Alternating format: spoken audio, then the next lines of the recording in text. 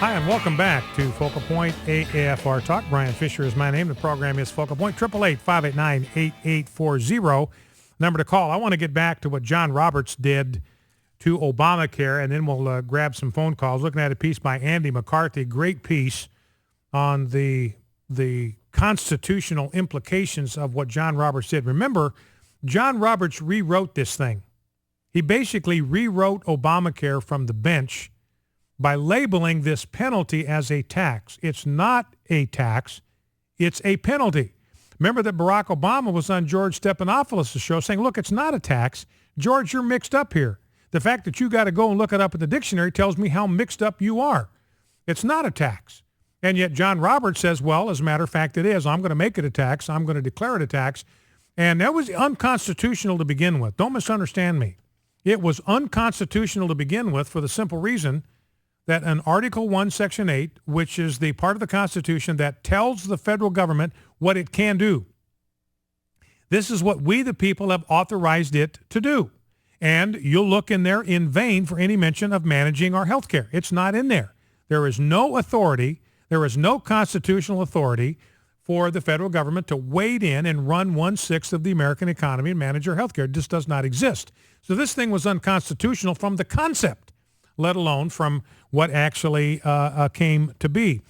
Now, but here's the point that Andy McCarthy makes, that John Roberts actually made this thing worse when he rewrote it, that if it was not unconstitutional before John Roberts got a hold of it, John Roberts himself made it unconstitutional. The Chief Justice of the United States Supreme Court made this thing unconstitutional by his judicial activism. This is what McCarthy says. Obamacare is unconstitutional as rewritten by Roberts. It is a violation of the origination clause. Remember, the origination clause says that any bill for raising revenue, that would be a tax bill. That's how you raise revenues, is by levying taxes. Any bill for raising revenue must begin in the House. Obamacare began in the Senate. That's where it started. That's where this penalty was put into law. So as long as it was a penalty, you could make the case this wasn't a bill for raising revenue. But once John Roberts said it's a tax, then at that moment, the moment he said this is a tax, it became flatly on its face unconstitutional, because a tax bill cannot originate in the Senate. The Constitution could not be any clearer. Let me just read a couple of excerpts. The president insisted that Obamacare was not a tax, famously upbraiding George Stephanopoulos of the Democrat media complex for insolently suggesting otherwise. Yet, the narrow court majority held that the mammoth statute could be upheld only as an exercise of Congress's power to tax. That's how they legitimized it. That's how they said it's constitutional. This is an expression of Congress's power to tax. And McCarthy says, look, this is crucial. Obamacare, according to the Supreme Court, could be upheld only as a tax. So we know that Obamacare, therefore, according to John Roberts, was tax legislation. Consequently, it was a bill, undeniably a, quote, bill for raising revenue, end quote, for which the Constitution mandates compliance with the origination clause in Article 1, Section 7. The clause requires that tax bills must originate in the House of Representatives. Obamacare did not. It originated in the Senate. It was introduced in Congress in 2009 by Senate Majority Leader Harry Reid, who called it the Senate Health Care Bill. So thanks to the Supreme Court, McCarthy says, it's undeniable that Obamacare was tax legislation. It was a bill by its own proclamation for raising revenue. It contains 17 explicit revenue provisions. Therefore, Obamacare is a revenue-raising tax legislation originated in the Senate in violation of the Constitution. So it's, and so look, he says this was a nullity from the moment it was signed. It was a nullity from the moment that John Roberts rewrote it, because it is in violation of the origination clause. and therefore was invalid from the moment it was enacted. So McCarthy's point, hey, as if it wasn't unconstitutional before John Roberts got a hold of it, it became unconstitutional after he rewrote it. All right, let's go to the phones. Let's go to Gordon. Gordon, welcome to Focal Point with Brian Fisher. What's on your mind? Well, I know, Brian, we're not going to have time to talk this over, so I'm going to try to be concise. I'm an old man. I'm retired. I'm an ex-military guy, and I got 25 grandkids, and and we love the Lord. Okay. Great. All right. Yeah, and so we're on the same page. Uh-huh. Now in Texas, we get tired of listening to people talk. We finally decide to take some action. And as we've talked about this over Domino's and talked to people that are retired from all over the country down here on our coastline, all of us agree about this. It's not party-wide. It's just an agreement. There needs to be an action taken by the people now. You guys did this not too far in the recent past and did some good things.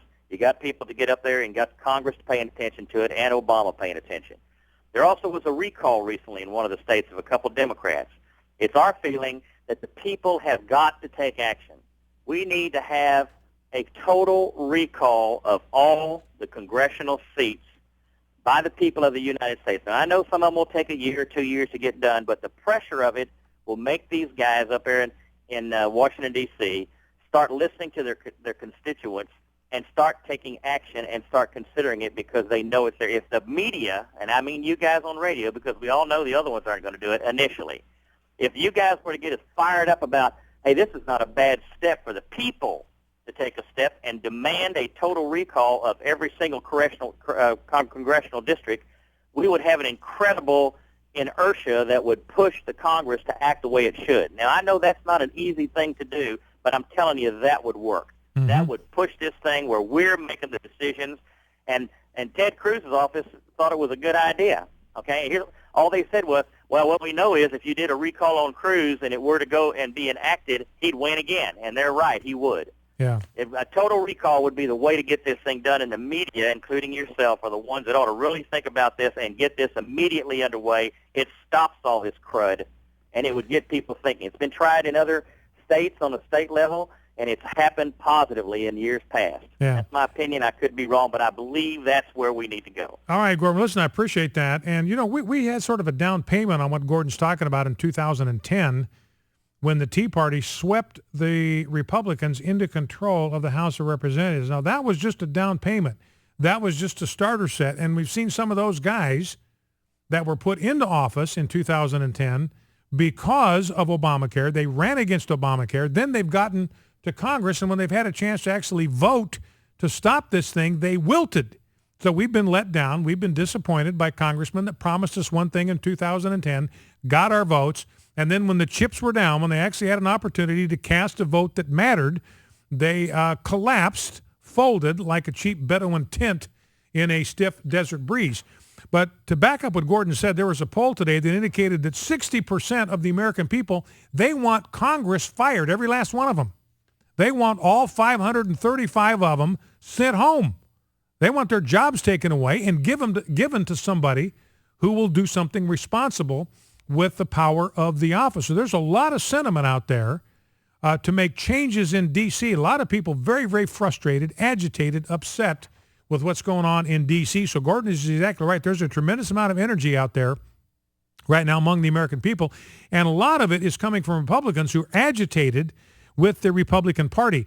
Now, I've got a piece here on Ted Cruz speaking to the Values Voter Summit this morning. We're co-sponsoring that with FRC. It's on the Hill, and it refers to the crowd's electric response to Ted Cruz, made it clear that the anti-establishment conservative base, and I'll tell you who the establishment is in that clause, anti-establishment. It is blue blood Republicans like Karl Rove and like John Boehner. That's the establishment that we are anti. We are against not just the Democratic establishment, we are against the Republican establishment, and the anti-establishment conservative base is firmly behind Ted Cruz.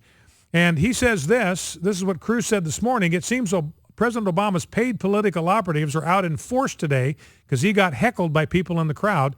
And you know why? Because the men and women of this room scare the living daylights out of them. And he said, look, you can tell who the left hates by who they fear. And he says, look, they fear you. They fear the people in this room. They fear the base, and the Republican establishment also fears the base.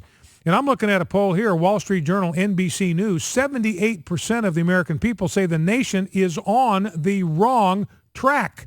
You talk about an environment that is ripe for a conservative takeover. It is now.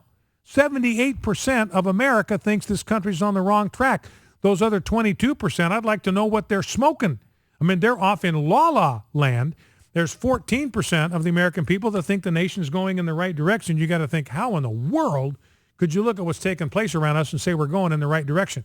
But here's the thing, and I would like your responses to this, maybe in the last segment.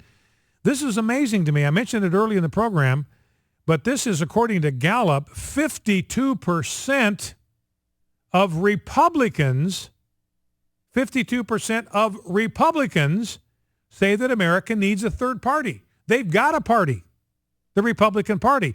52% of the members of the Republican Party say the Republican Party isn't working for us. It's not standing for the values that are important to us. We need a third voice to represent our values. And Gallup said, look, this is the first time since we've been doing this kind of polling, this is the first time ever that a majority of either party's supporters have said that a third party is needed. Now, overall, 60% of Americans said that a third party was needed. Also, 60% said we ought to fire the entire Congress, send them home. But it's fascinating to me that 52% of Republicans think that we need a third party. Now, I think in reality, we've got a third party, and that's the Tea Party. We've got a third party. We have three parties right now in America. You've got the Democrats, you have the ruling class Republicans, the Karl Rove types, the John Boehner types, the Mitch McConnell types, and then you have the citizen class Republicans like you and me. So we got three parties in America. The question is whether the ruling class Republicans or citizen class Republicans will win.